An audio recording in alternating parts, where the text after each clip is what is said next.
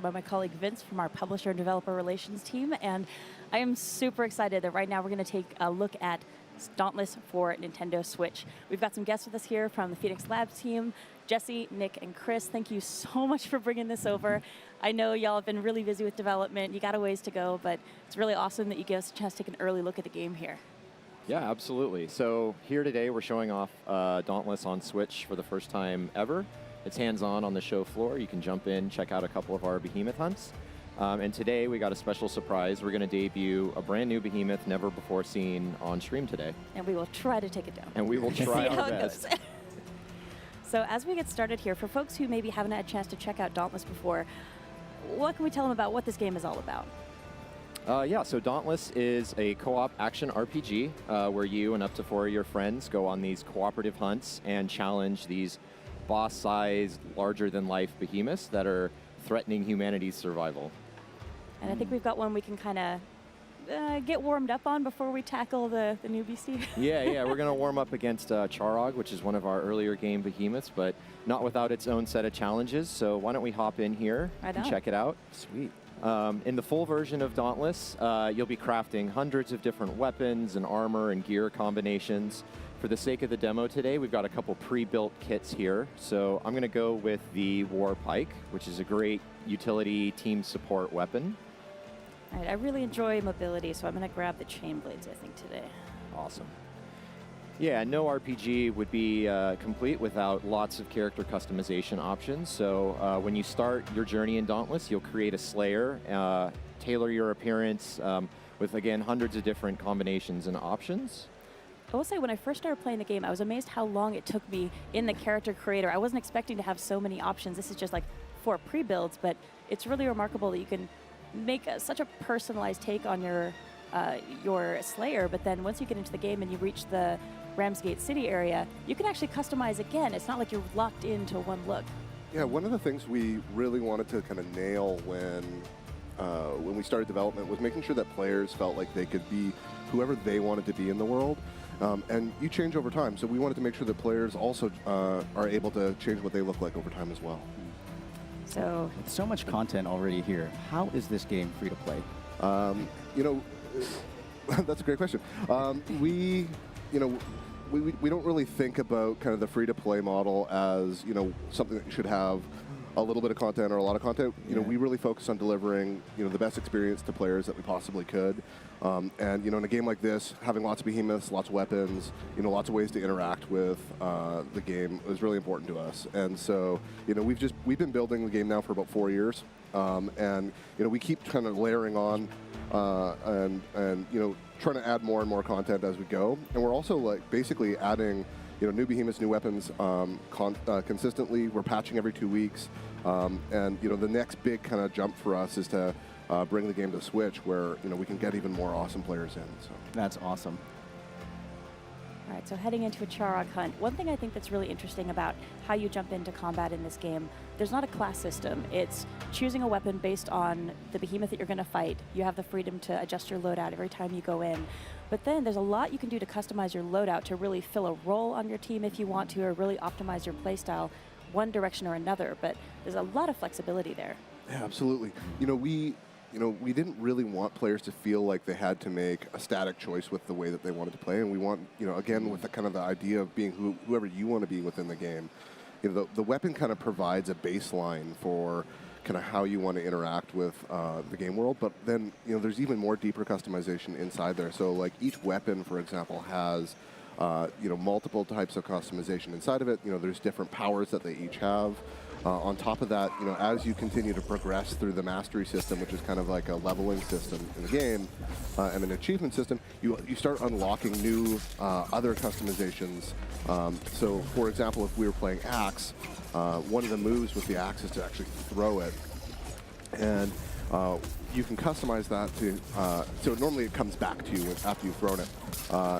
What you can do is you can actually take a mod that takes away the kind of the boomerang effect and makes it do a lot more damage. And I love that depth of combat and just that flexibility because, as an axe user, you would think you're kind of locked into just melee, but the ability to have a little bit of range for the strategy, right? That's amazing. Yeah, absolutely. So right now we're fighting Charog. So he's the big kind of salamander-looking thing. Fun fact: we actually called him Sally for the longest time because we didn't have a good name for him. That's cute. So I'm going to really try not to call him Sally the whole time that we're fighting him. Oh, he looks like he could be a Sally. He's got Yeah. that Sally vibe going on. Oh, and so he's got a lot of fire. Oh, I am definitely on fire. So Charog's a fire behemoth, and so one of the ways that you kind of choose how you want to play is kind of what armor you bring changes your resistances and what powers you have. And so Nick is currently wearing the Ember main armor, which is another fire behemoth's armor. So it's got a lot of fire resistance, which is really good for this encounter. And you can actually see there's kind of some, we just saw some kind of blue puffs there. That's some ice abilities that are, going to be really strong against Charog. And I love that extra layer strategy with the elemental, put pieces for like ice and try to mix and match, and you feel like all the gear that you're getting is worth something. You're not kind of just replacing and swapping out for the next big thing, right? Yeah, totally. So, as you can see, he's starting to get kind of cut up, and that kind of shows kind of how the fight is progressing. So, you'll notice that there's no kind of health bars or whatever. We really wanted players to kind of have a really diegetic experience in the game and really take. You have to pay attention to what's going on. They also wherever those those cuts are local to where there's been where damage has been done. So if you see the tail's been actually pretty cut up, so that means it might actually get cut off pretty soon here if everybody continues to focus on it. Yeah, I'm gonna try and attack it, get it exposed, open up a weak point for Chris here to maybe cut the tail off. Yeah, Sally's not playing very nice right now. Jeez. One of the things that I love about this game as you're getting in here is as you encounter each new kind of behemoth, you really need to pay attention to its movements, its attacks, learn its tells, and figure out, okay, for this behemoth, what does my strategy need to be? And if you've got a team that works really well together, you can really capitalize on those moments where you're going to have a little bit of an opening or you're able to do a little bit more damage to the behemoth, especially for certain parts. And in terms of kind of focusing certain areas of the behemoth and building up your strategy, we should probably talk a little bit about the different colors of damage numbers that folks are seeing on the screen here. Yeah, absolutely. So in the case of the Warpike is unique because it actually does 3 different types of damage. It does normal damage, which is white, and then it also does what's called piercing damage. And piercing damage is really interesting because the more piercing damage you do, the more likely you are to expose an area on the behemoth. And when an area is exposed, other players can come and now do other players can come and do more damage to that area. And then you'll see the yellow damage there, that's slashing damage. So that's your basic kind of like, it cuts off pieces, it does more damage to parts, and changes kind of how the loot table will go. So, as you do more slashing damage to an area, you'll break a part. And as you break parts, that will change the actual loot table that these behemoths drop. And as it goes with loot, the basic premise is you're saving these islands from these behemoths, but also at the same time you're taking kind of the pieces of the behemoth to make more new armor with them. And so you're kind of constantly trying to kill bigger behemoths so that you can get better armor, so that you can kill more even bigger behemoths. Yeah, and I know this is a kind of, for the sake of the demo, consolidated to just the behemoth, but I love the world that you created for all the biomes and just how it attributes to each behemoth. Yeah, so right now we're in kind of a desert biome, which is obviously very kind of blaze or fire oriented. The next biome I think we're going to see is going to be the ice one, and each has different properties. They have different layouts and kind of different kind of thematics that really try and help sell it. On top of that, the types of things that you gather in each biome are going to be very different. And so, the consumables, which is that area on the bottom right there, which are the various things that you can bring to a fight to kind of further customize your experience, all of those are generated through the gathering system. We don't have any of that in the demo, just to kind of keep things moving quickly. But as a Slayer, what you'll end up doing is let's say if you want a special type of grenade, you're going to want to go and grab some various gatherables within the island. kind of while you're fighting the behemoth. Right. And it is interesting. I mean, for some of the combat, finding the behemoth in the first place is going to be part of the challenge because you've got There we go, got a the big tail. territory that it could be hanging out in. So once you actually find it, you can toss up a flare, let the rest of your team know, okay, fine, I found it. Come here, stop collecting stuff. We gotta go to work. Yeah, and we're also, as you just saw, like the behemoth kind of fell over there. That was kind of one of those breaks, and so, one of the things that kind of just popped up on the left side of the screen was that those break parts changing the loot table there and getting kind of some rare loot. So for folks who haven't played Dauntless before, we should probably spend a little bit of time going over the HUD here and what folks are seeing on the screen. Because Yeah, we've got a lot of helpful information going on here. Absolutely. So I talked a little bit about the bottom right corner, so that's your various consumables that you can bring. On the top left, that's your standard health bar plus a stamina bar. So each move takes stamina to do, and you kind of got to manage your stamina. Below that, in Nick's case, that's basically a charge bar. So each weapon has a different kind of set of abilities that it can do. In the case of the Warpike, as you're hitting the behemoth, you're going to charge up. You're going to basically take either Aether from the behemoth and store it in your. Hey! There we go. Awesome, you guys did it. So yeah, you're going to take all that Aether from it, and you're going to charge up the blade, and then as long as you don't get hit, you can then kind of plug it in and then do some special moves with it. Anyways, do you want to talk a little bit about the next stuff there, Nick? Yeah, so we're going to jump into one more hunt. We're going to check out a brand new behemoth, never before seen. His name is Winterhorn Scrave. We've been working on him for a couple of months now. He's definitely one of the more challenging behemoths in the game. As you saw, things like pixel-perfect dodges, high-fidelity combat, very tactical feel in the game, super important to us. So we're no strangers to challenge in our game. And yeah, we're going to give him a go, see how we do, and see how things go. Right on. So any tips as we head into Winterhorn's Grave? Yeah, so Dodge. Dodge is great. Dodge is your best friend. Don't get hit. Don't get hit. He's going to drop these winter totems that are going to create blizzards that'll obscure our field of view. So we're definitely going to want to jump on those as quickly as we can. If you find yourself get frozen, you're going to want to mash the dodge button to break free. If you see one of your allies who's frozen, you can knock them free by hitting the ice off of them as well. Sounds good. While we're getting ready to load into this new behemoth, during the normal gameplay cycle, what we'd have done after that is pick up all the gear that we picked up from that behemoth and then head back to Ramsgate. And there's a lot of really awesome stuff that you can do there for your character in terms of progressing different quest lines, interacting with artisans, craftspeople. We should probably talk a little bit about that since folks who are watching won't have a chance to see Ramsgate in action here. Yeah. So basically, you called it out. Like, there's a whole bunch of.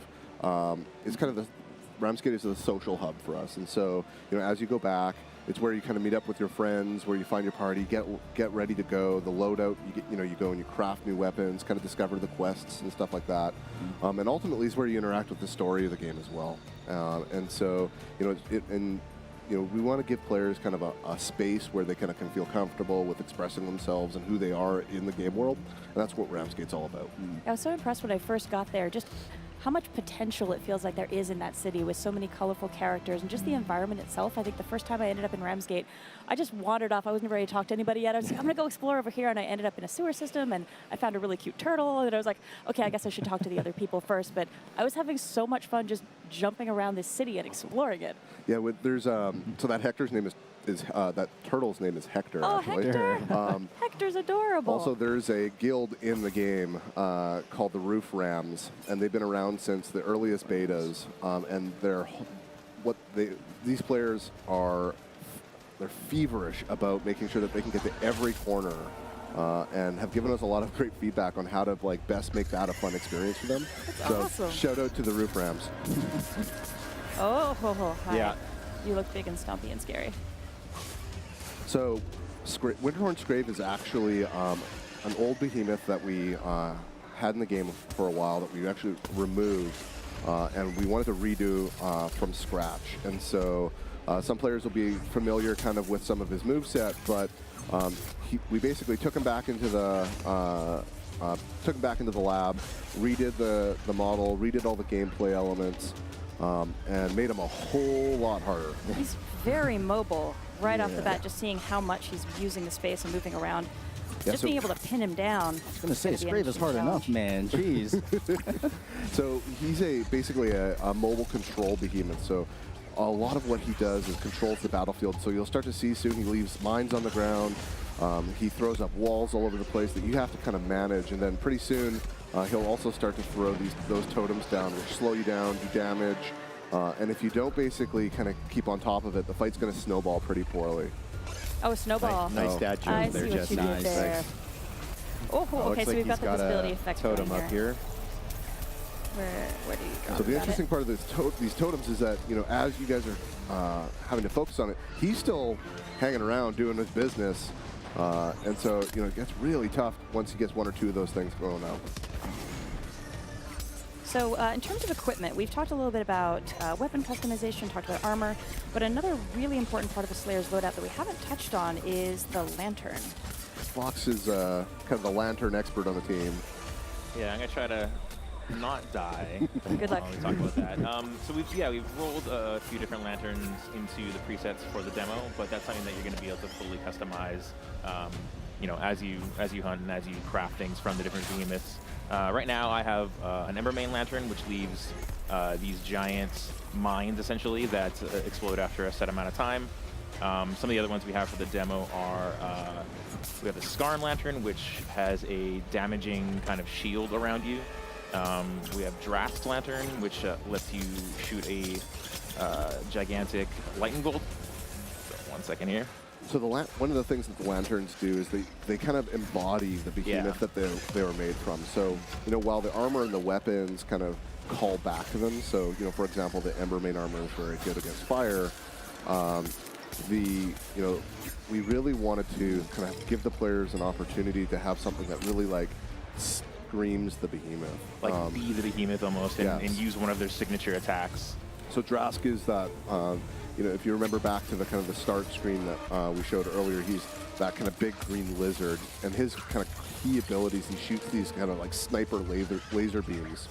And so the Drask Lantern, when you activate it and you build up charge with it, then gives you that ability to shoot those kind of laser beams and do kind of very Drask-oriented things.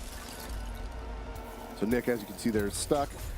You know, and the ideal there is that he gets out of that thing, or another player can come and rescue him out of that in order to escape. I need rescuing. Almost like he's protecting that Aether Vein down there. Yeah, and I was underneath him, which was not great. Alright, I'll grab that totem. All right.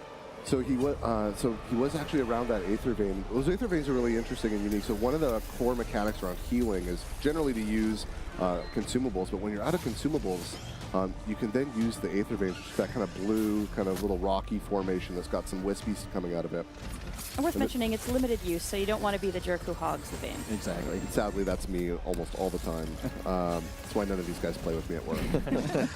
Now, the cool thing about those Aether Veins is that's also what feeds the behemoth. So now the demo, basically, the behemoths will stay in the same area, but in the main game, they'll basically run off to heal. And when they do, they kind of claw up. They kind of go and find a vein of Aether, and they claw it up out of the ground, and they start to heal themselves. Players can take advantage of that as well, which is kind of gives this interesting, like, kind of push-pull mechanic of, you know, you want to force the behemoth away from them for as soon as you can, but at the same time, when they run away, that gives you an opportunity to kind of heal up, get ready, and do some gathering. So you want to really kind of manage how much time you're spending away from the behemoth.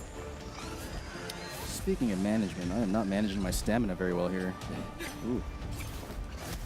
Whoa, whoa, whoa. So we touched a little bit on the free-to-play model, and right now you are in Season 5, the Hidden Blade season. So folks who are down for some ninja action, there's some awesome kind of ninja-themed stuff going on in the game. But I think it's really nice that you've got a couple of different progressions as you go through seasons with the Hunt Pass. So folks can just enjoy that free-to-play experience, or if they want to, they can bump up to Elite to get a bit of a different progression system through the game. Yeah, so how we monetize is largely around customization and kind of what we call personalization. So the idea of, you know, how you express yourself. And you might kind of be getting a kind of a theme here. You know, we really want Dauntless to be all about expressing yourself. And so the Hunt Pass is a big reflection of that.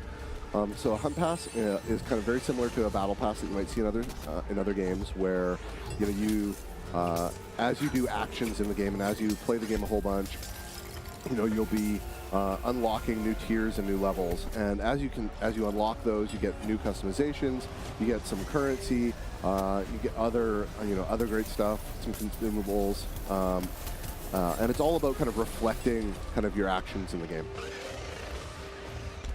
Oh. I just This love that guy's it adds like fun. an extra layer of personalization to your point, right? You're of course gearing up for the hunt and the fight, but you can also, fight in style. Totally. So it's starting to get a little hairy here. Everybody's running out of potions. We got this. The We're danger And meter's getting unfortunately, high. we're also running out of time, so I don't know if we're going to be able to take this guy down at the time we've got. Yeah, as you can see at the top right corner there's the danger meter. So the danger meter is basically a reflection of how scared the airship captain, the guy who brought you to the island, is feeling. And so as that kind of ticks up, so it's 63% now, but basically as players get down, now it's 72%, everybody's kind of taking a lot of damage. So when that hits 100%, you're no longer able to revive your teammates. And it starts to get into kind of a death, not a death match, Do or die. a do or die kind of scenario. Oh, I'm trying to res you. I'm trying. There we So go. 81, so it's getting really kind of hairy here now, and you can start to see there's a bunch of damage on the behemoth as well. So it really is, coming down to the wire here. And that's unfortunately about all the time we've got for today, so I don't know if we're going to be able to show off taking down this behemoth, but you're actually going to make this available on the show floor today, right? So people can try it out for Yeah, themselves. so everyone on the show floor, if you hit both bumpers and then push in both thumbsticks on the behemoth selection screen, it'll unlock Winterhorn's Grave in the demo, and you can check it out for yourself. Awesome. Well, thank you so much for letting us try this out and bringing this game over.